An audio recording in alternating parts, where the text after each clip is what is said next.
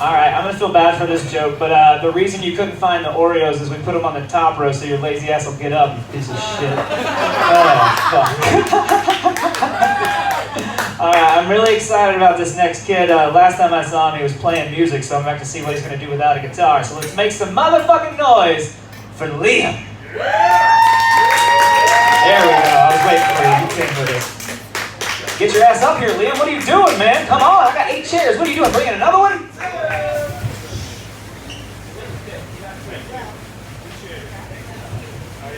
I just spilled a drink. I thought about breaking my arm before I came up here, but I thought, you know, too many sympathy gags.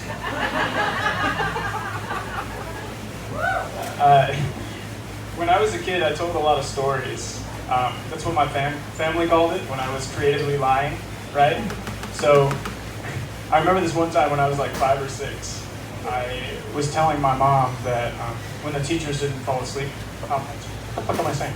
When the kids didn't fall asleep during nap time, that the teacher would just knock them out. And my mom asked me, she's like, Liam, are you telling a story?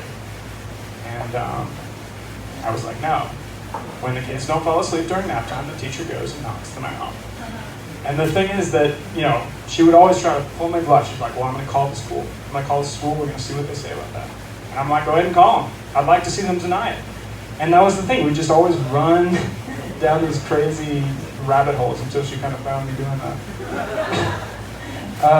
I was so good at convincing other kids of things that weren't true that, what is it? That's a miracle I didn't turn out like Charles Manson, because I convinced this one girl, while I was being babysit by her mother, I was hanging out with this one girl, and I convinced her that she was the queen of an underground society of lizard people. And that in order to support those underground lizard people, she was going to need to take the money out of her mother's purse and drop them down the air vent. And I think I was just an agent of chaos, because I don't think I got anything out of that. Her mom was gone for maybe 5 minutes in the bathroom. I was just like, it's go time. Let's just see what I can do. Let's just see how I can ruin 2 hours of work for this lady. There was this other kid named Wyatt at my school when I was in kindergarten. And Wyatt was missing 3 of his fingers. And he also only had part of his nose. So some of the other kids, you know, would get nervous about it because they weren't used to somebody looking different. But the thing was, it wasn't this like storytelling. It wasn't just for the kid's benefit. It was for my benefit. I believed what I was saying. So I saw this kid, and I didn't know people could be born without fingers or without noses. I didn't know that. I was 5 years old, guys. So what I did is I kind of worshipped Wyatt, because I thought he had sacrificed his fingers and his nose in order to become an oracle. So I would go to him with all of life's questions. I asked him once about girls, and he was the first person to tell me about cooties. This was like a guy who knew stuff. He had been around the planet a couple times. You know, I loved him for it.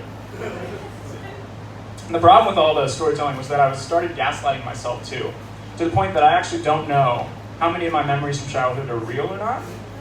I have a vague idea sometimes, but the details is where things start to get a little runny. I know this happened. This is what I know happened. When I was 5, a kid tried to put a mosquito down my shirt. I know that happened. That definitely happened. How I remember that happening is that this kid reached out of the air and he grabbed a mosquito, like a lot of mosquitoes flying by, and he walked over to me, right? And he had these 2 goons, right? So I'm going to drop the mosquito. He's got the mosquito. He's right here. He's got these 2 goons. They're both 6, 7 feet tall. And one grabs my left arm, and one grabs my right arm, and they're holding me in the air. And then the kid was actually a mad scientist, right? So he was like crazy. He was like, I finally got him. I'm going to get him. And he approached me with the mosquito. He's about to put it down my shirt, but then I started doing karate, right?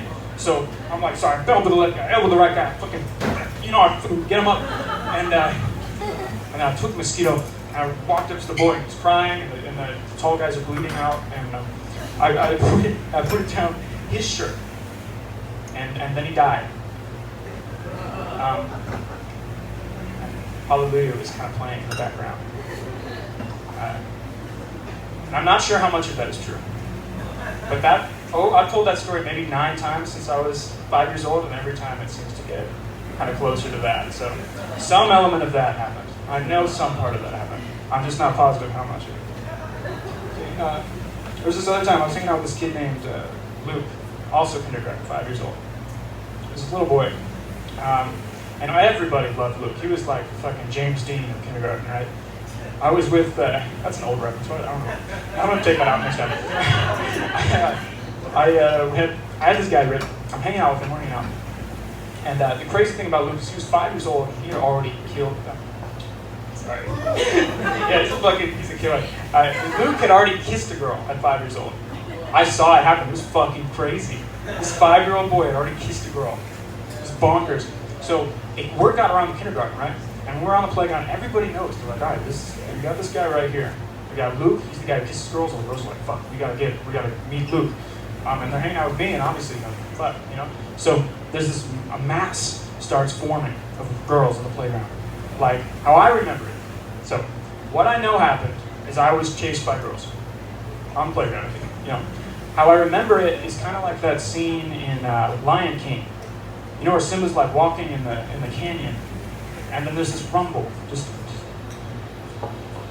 from out there, and then suddenly there's the rocks are falling, and then there's just the antelope, they're chasing after him. It's intense, because I remember hundreds and hundreds of girls chasing after us. And he's like, what do we do? He's like, Liam, what do we do? And I took him, and I was like, all right, we gotta go to my secret base. We gotta go hide in my secret base. So it was this dinosaur slide. So I take him to the top of this dinosaur slide. We're running up, it was probably like 90, 100, 10,000 feet in the air. We're running up the stairs. The elevator's out of service. My secretary is like, what's wrong? We're running up the stairs, and they're following me. And we get to the end of the slide, and I realize the girls are climbing up the slide too. So we're surrounded. We've got girls running up the stairs. We've got girls climbing up the slide, kind of like this Walking Dead, fucking zombies, just like trying to get at Luke. And he's crying, he's screaming, he's terrified. He's like, Liam, what do we do? And I was like, no, Luke, what do you do? And in that moment, I took off my shirt and I used it to paraglide off the side of the Tyrannosaurus slide. I'm not sure how much of that happened.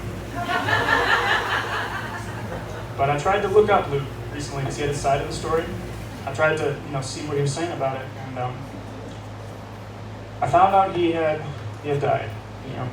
Those girls. It's kind of hard to talk about, but those girls ate him. It was pretty intense.